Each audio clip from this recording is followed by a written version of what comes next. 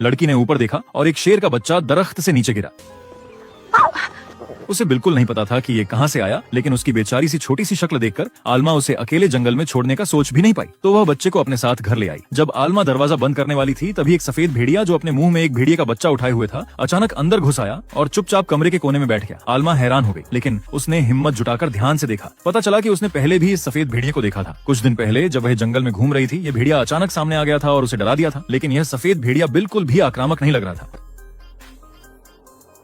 उसने बस आलमा की तरफ देखा जैसे मदद मांग रहा हो। तभी आलमा ने देखा कि भेड़िया एक रस्सी के जाल में उलझा हुआ था, जिसकी वजह से वह हिल भी नहीं पा रहा था। शायद आलमा के कपड़ों से आने वाली एक जानी पहचानी खुशबू ने उस भेड़िए को शांत महसूस करवाया हो। आलमा को अचानक अपने दादाजी का एक वीडियो याद आ गया जो उन्होंने उसके लिए छोड़ा था। उस वीडियो में उनका एनिमल फ्रेंड यही सफेद भेड़िया था। उसने महसूस किया कि उसकी जैकेट पर अभी भी दादाजी की खुशबू थी, तो उसने अपनी जैकेट उतारकर भेड़िए के पास रख दी ताकि उसे तसल्ली मिल सके। फिर उसने एक छोटी छुरी से जाल काट दिया, लेकिन जैसे ही भेड़िया आजाद हुआ, बिना पीछे देखे वहां से चला गया। फिर भी आलमा खुश थी, क्योंकि उसने एक जानवर को आजादी दिलाई थी।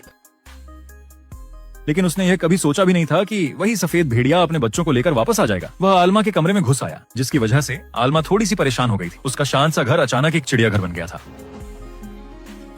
वह बस चुपचाप पियानो प्रैक्टिस करना चाहती थी और अपने एग्जाम की तैयारी कर रही थी, लेकिन इन जानवरों के आने से वो काफी ज्यादा थक गई थी। उसने पुलिस को कॉल करने का सोचा, लेकिन उसके फोन में सिग्नल ही नहीं था। तभी वाइल्ड लाइफ प्रोटेक्शन एजेंसी के 2 पेट्रोल ऑफिसर उसके घर आए और शेर के बच्चे के बारे में पूछने लगे। पता चला कि उस बच्चे की माँ को शिकारियों ने मार दिया था और उस बेबी लॉयन को एक सर्कस को बहुत महंगी कीमत पर बेच दिया गया था। लेकिन जब उसे ले जाया जा रहा था तो प्लेन क्रैश हो गया। किस्मत से शेर का बच्चा एक पेड़ पर चिड़िया के घोंसले में जा गिरा, लेकिन एक बाज ने उस पर हमला किया और उसे भगा दिया। और तकदीर ने कुछ ऐसा मोड़ लिया कि वह सीधा आलमा की बाहों में आ गिरा। आलमा ने पहले सोचा कि सच बताकर शेर के बच्चे को वापस कर देगी, लेकिन जब उसने सुना कि वे उसे सर्कस में भेजने वाले हैं तो उसका मन बदल गया। उसने फैसला किया कि वह उसे छुपाएगी। आलमा ने अपने माँ बाप को छोटी सी उम्र में खो दिया था और कुछ दिन पहले उसके प्यारे दादाजी भी गुजर गए थे। इसीलिए वह जानती थी कि परिवार को खोना कितना दर्दनाक होता है। जब वह घर वापस आई तो उसने देखा कि सफेद भेड़िया अपने बच्चे को दूध पिला रहा था। तभी शेर का बच्चा आराम से चलकर उसकी तरफ गया। आलमा घबरा गई। उसे डर था कि कहीं भेड़िया उस बच्चे को मार न दे, लेकिन उसके लिए हैरानी की बात यह थी कि शेर का बच्चा भेड़िए के पास गया और भेड़िए के बच्चे के साथ दूध पीने लगा और सफेद भेड़िए ने उसे रोका भी नहीं। शायद उसके लिए शेर का बच्चा भी एक छोटा सा बच्चा ही था जिसे सिर्फ प्यार और देखभाल की जरूरत। ये प्यारा नजारा देखकर आलमा का दिल भर आया और उसने दोनों को गोद लेने का फैसला कर लिया। अगले कुछ दिनों में दोनों छोटे बच्चे सबसे अच्छे दोस्त बन गए।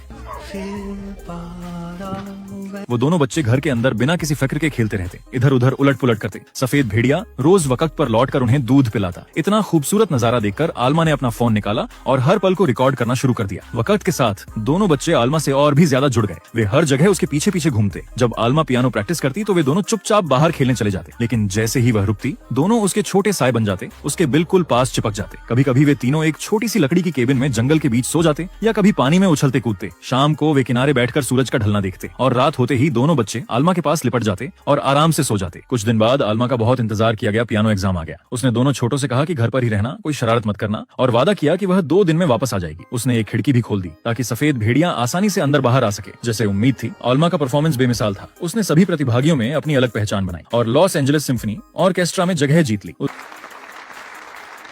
Alma Duranko, congratulations. उसका जिंदगी भर का सपना पूरा हो गया, लेकिन आलमा खुश नहीं थी, क्योंकि अब इसका मतलब था कि वह अब वापस लौटकर उन दोनों बच्चों का ध्यान नहीं रख पाई। भेड़िए के बच्चे के पास तो अभी भी उसकी माँ थी, लेकिन शेर के बच्चे के लिए आलमा ने एक सुरक्षित जगह ढूंढना शुरू किया। लेकिन मुसीबत उम्मीद से पहले ही आ गई। एक दिन जब सफेद भेड़िया शिकार पर गया था तो उसे वुल्फ कंजर्वेशन सेंटर के स्टाफ ने देख लिया। उन्होंने चुपचाप अपनी ट्रैंक्विलाइजर गन उठाई और बिना कुछ कहे सफेद भेड़िए को पकड़कर ले गए। जब आलमा घर लौटी तो जो दृश्य उसने देखा उसने उसे हिलाकर रख दिया। दोनों छोटे जानवर भूख से तड़पकर घर को उलट पलट कर चुके थे। हर जगह चीजें बिखरी हुई थी, जिसे देखकर उसे गुस्सा आया। लेकिन जब उसने ढूंढा तो उसे सफेद भेड़िया कहीं नहीं मिला। भेड़िया को ढूंढने के लिए आलमा तुरंत बाहर भागी, लेकिन भेड़िया कहीं भी नजर नहीं आया। आखिरकार उसे मजबूरी में घर लौटना पड़ा ताकि भूखे बच्चों को कुछ खिला सके। सफेद भेड़िया का अचानक चला जाना आलमा के लिए बहुत ही तकलीफ देह था। उसे समझ नहीं आ रहा था कि वह एक साथ अपनी नौकरी और इन जानवरों की देखभाल कैसे करे। तो उसने एक मुश्किल फैसला लिया कि वह दोनों बच्चों को वाइल्ड लाइफ प्रोटेक्शन एजेंसी के हवाले कर देगी, क्योंकि शायद वहाँ वे ज्यादा सुरक्षित और खुश रहेंगे। शायद उन्हें भी कुछ अंदाजा हो गया था, इसलिए उस रात दोनों चुपचाप आलमा के बिस्तर में आ गए और उससे लिपट गए, जैसे कह रहे हो कि वे उसे छोड़ना नहीं चाहते। आलमा का दिल पिघल गया। उसने मन ही मन एक वादा किया कि वह कभी उन्हें अकेला नहीं छोड़ेगी। और फिर आलमा ने सिम्फनी ऑर्केस्ट्रा की नौकरी छोड़ दी और अपना पूरा समय उन दोनों को पालने में लगाने का फैसला कर लिया। सफेद भेड़िए के जाने के बाद दोनों बच्चे अब आलमा को ही अपनी माँ समझने लगे थे। आलमा ने उन्हें नए नाम दिए। भेड़िए का नाम रखा मोजार्ट और शेर के बच्चे का नाम ड्रीमर। जो सपना आलमा का था म्यूजिक का, वह अब इन दोनों के जरिए जीवित रहेगा। और मोजार्ट तो सच में एक म्यूजिशियन जैसा व्यवहार करने लगा। वह पियानो बजाने लगा जैसे कोई माएस्ट्रो हो। जब आलमा अपना हल्का फुल्का पियानो बजाती, उसकी मधुर धुन हर तरफ गूंजने लगती। तभी ठंड का मौसम आ गया, पूरा जंगल बर्फ से ढक गया। दोनों बच्चे अब बड़े और मजबूत हो चुके थे। आलमा हर रात उनके लिए स्वादिष्ट डिनर बनाती। उनकी भूख अब काफी बढ़ गई थी। दोनों मिलकर उनके लिए बहुत सारा गोश्त लाते ताकि वे पेट भरकर खा सकें। हालांकि जो हमेशा उनके लिए तैयार रहते थे, लेकिन उनकी बढ़ती साइज देखकर अब भी थोड़ा डर जाते थे। इसलिए उन्होंने आलमा से कहा कि वह हर दिन रेडियो पर उनसे संपर्क करे ताकि उसकी सुरक्षा का पता चलता रहे। जैसे जैसे मोजार्ट और ड्रीमर बड़े होते गए, उनका इलाका भी बढ़ता गया। लेकिन आलमा को अंदाजा नहीं था कि मौसम के बदलने के साथ साथ खतरा भी धीरे धीरे उनकी तरफ बढ़ रहा था। जैसे ही बर्फ पिघली, जंगल में फिर से जिंदगी लौट आई। एक दिन एक माँ और बेटी फूल तोड़ने के लिए आइलैंड पर आई। मोजार्ट और ड्रीमर ने उन्हें देखा तो पूरी स्पीड से उनकी तरफ भाग पड़े। आलमा घबरा गई। उसे डर था कि कहीं कुछ गलत ना हो जाए। वह तेज दौड़ती हुई उन्हें रोकने चली, लेकिन अचानक एक पत्थर से टकरा गई और जमीन पर जोर से सिर लगने से बेहोश हो गई। आवाज सुनकर सबसे पहले मोजार्ट वापस आया। जब उसने आलमा को जमीन पर पड़ा देखा तो वह घबरा गया। जैसे कोई छोटा बच्चा गलती करने के बाद रोकर माफी मांगता है, वैसे ही मोजार्ट उसे बार बार धक्का देकर जगाने की कोशिश करने लगा। तभी ड्रीमर भी आ गया। दोनों उसके आसपास घूमते रहे और चीखते रहे, बस इस उम्मीद में कि कोई आकर मदद करे। लेकिन यह एक अकेला आइलैंड था, वहाँ कोई नहीं था। रात हो गई, लेकिन दोनों ने आलमा का साथ नहीं छोड़ा। ठंड और अंधेरे में चुपचाप उसके पास बैठकर उसकी रखवाली करते रहे। अगले दिन सुबह वॉकी टॉकी पर दादाजी जो की आवाज आई, उनका हर दिन चेक इन का वादा था, लेकिन उस दिन उन्होंने कई बार कॉल किया, कोई जवाब नहीं मिला। घबराकर जो ने तुरंत अपनी बोट उठाई और आइलैंड की तरफ निकल गया। जब वह आलमा के घर पहुंचा और उसे वहाँ नहीं पाया तो उसने पूरे आइलैंड में तलाश शुरू कर दी। मोजार्ट ने उसे देखा और जोर से चीखा। जो ने आवाज पहचान ली और आखिरकार आलमा को जमीन पर पड़ा देखा, लेकिन उसके आसपास एक भेड़िया और एक शेर था। उसे समझ नहीं आया कि आगे कैसे बढ़े। मजबूरी में उसने पुलिस को कॉल किया। आलमा को तुरंत अस्पताल ले जाया गया। डॉक्टरों ने बताया कि उस ठंडी रात में अगर मोजार्ट और ड्रीमर उसके पास ना होते मैं तो शायद वह जिंदा ना बचती। लेकिन जो के इमरजेंसी कॉल की वजह से मोजार्ट और ड्रीमर को कंजर्वेशन टीम ले गई। एक दुर्लभ प्रजाति होने के कारण मोजार्ट की अच्छी तरह से सुरक्षा की गई और वहाँ आखिरकार उसकी मुलाकात उसकी माँ से हो गई। लेकिन ड्रीमर इतना लकी नहीं था। पुलिस ने उसे वापस सर्कस भेज दिया। जब ड्रीमर ने रिंग मास्टर एलन को देखा तो वह तुरंत गुस्से से भर गया, लेकिन उसकी किस्मत अब बदलने वाली नहीं थी। एलन ने अपने बेटे राफा से कहा कि अगर शेर को वाकई में वश में करना है तो उसके दिल में डर बैठाना होगा। फिर उसने ड्रीमर को एक चमड़े की छड़ी से बेहद बेरहमी से मारना शुरू कर दिया।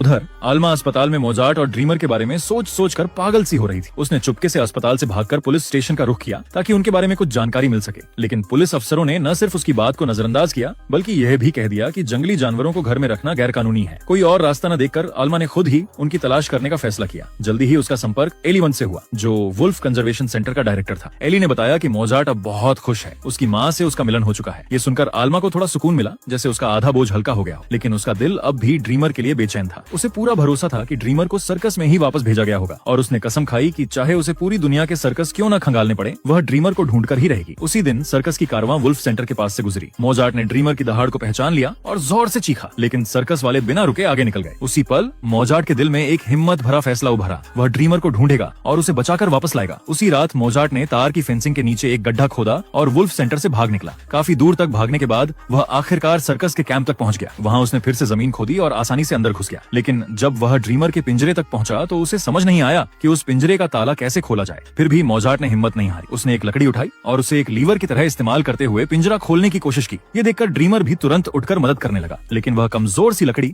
लोहे की मजबूत सलाखों के सामने कुछ भी नहीं थी। पिंजरे से हो रही आवाज ने एलन का ध्यान खींच लिया। उसे ड्रीमर की बेचैनी समझ नहीं आई, इसलिए उसने पिंजरा खोलकर देखने का फैसला किया। उस पल मोजार्ट अचानक झपटकर बाहर निकला और एलन को जमीन पर गिरा दिया।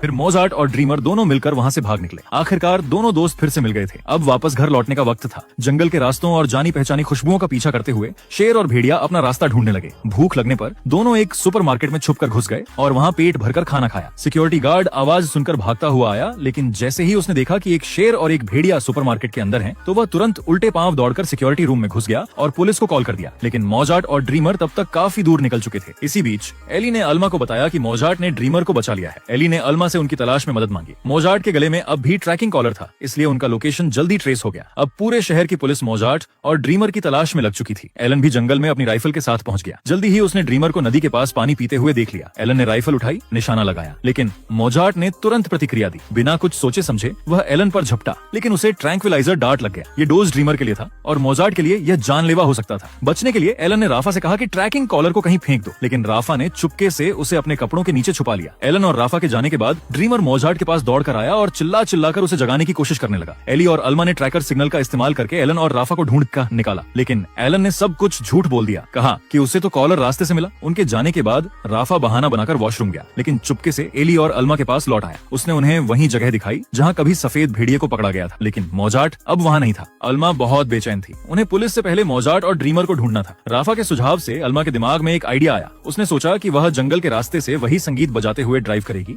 जो वो प्रैक्टिस करते वक्त बजाया करती थी। जैसे ही संगीत बजना शुरू हुआ, ड्रीमर ने वो पहचानी हुई धुन सुनी और तुरंत बाहर भाग आया। अल्मा को देखकर वह खुशी से झूम उठा और उसे एक छोटी सी लकड़ी की झोपड़ी तक ले गया जो जंगल में थी। मोजार्ट भी पुनर्मिलन देखकर इतना खुश हुआ कि उसने अल्मा को प्यार भरे चुंबन दिए, जैसे अपनी सारी छुपी हुई भावनाएं निकाल रहा हो। अल्मा दौड़कर सबको बताने गई कि उसने मोजार्ट को ढूंढ लिया है, लेकिन तभी एलन राइफल के साथ आ गया और उसने मांग की कि ड्रीमर को उसके हवाले कर दिया जाए। सबको सबसे ज्यादा हैरानी तब हुई जब राफा अपने बाप एलन के सामने आ गया। उसी वक्त पुलिस भी वहाँ पहुंच गई। अल्मा तुरंत केबिन के अंदर भागी और मोजार्ट और ड्रीमर को एक छुपे हुए सुरंग के रास्ते बाहर निकाल ले गई। जब तक पुलिस अंदर आई, वो तीनों वहाँ से जा चुके थे। वो एक खोखले पेड़ के नीचे से बाहर निकले। झील के उस पार अल्मा का प्राइवेट आइलैंड था। अगर वे झील पार कर लेते तो वे सुरक्षित रहते, क्योंकि वहाँ पुलिस का कोई अधिकार क्षेत्र नहीं था। अल्मा अब भी परेशान थी। वो बार बार मोजार्ट और ड्रीमर को जल्दी करने को कह रही थी, लेकिन ड्रीमर पुलिस के सामने आगे बढ़ने लगा, क्योंकि वो चाहता था कि अल्मा और मोजार्ट के भागने के लिए थोड़ा वक्त मिल जाए। मजबूरी में अल्मा और मोजार्ट को पहले निकलना पड़ा। तभी गोली चलने की आवाज आई और अल्मा का दिल बैठ गया। उसे लगा कि शायद ड्रीमर को गोली लग गई है। दुख से भरी हुई अल्मा मोजार्ट के साथ आइलैंड पर वापस आ गई, लेकिन मोजार्ट जो कुछ नहीं समझ पाया था, झील के किनारे ड्रीमर का इंतजार करता रहा। तभी अचानक झाड़ियों से कुछ आवाज आई। सबने देखा एक जाना पहचाना सा साया अंधेरे से बाहर आया। वो ड्रीमर था। उसने किसी तरह पुलिस से बचकर निकलने में कामयाबी पाली थी। मोजार्ट खुशी से चिल्लाता हुआ ड्रीमर की तरफ दौड़ा। ये देखकर सबके चेहरे खुशी से खिल उठे। अब वो हमेशा के लिए उस प्यार से भरे आइलैंड पर जी सकते थे। सच्चा और निष्कलंक प्यार जातियों से परे होता है। दो जानवर जो आमतौर पर एक दूसरे के दुश्मन माने जाते हैं, उन्होंने सिर्फ प्यार की वजह से सबसे गहरी दोस्ती बना ली। हर जीव के पास एक आत्मा होती है। इस पल के बाद जिंदगी एक गीत बन गई और जज्बात एक नदी की तरह बहने लगे। डूबता सूरज नारंगी समुद्र में खो गया। शाम की ठंडी हवा भी उस प्यार की गर्मी के आगे झुक गई। जब तक दिल में प्यार जिंदा है, तब तक कोई पहाड़ ज्यादा ऊंचा नहीं लगता, कोई समुद्र ज्यादा गहरा नहीं लगता। हर जगह एक खूबसूरत मंजर बन जाती है। ये बात सिर्फ इंसानों के लिए नहीं, जानवरों के लिए भी उतनी ही सच है। ये एक सच्ची कहानी है। आखिर में भेड़िया और शेर हमेशा के लिए एक साथ रहने लगे।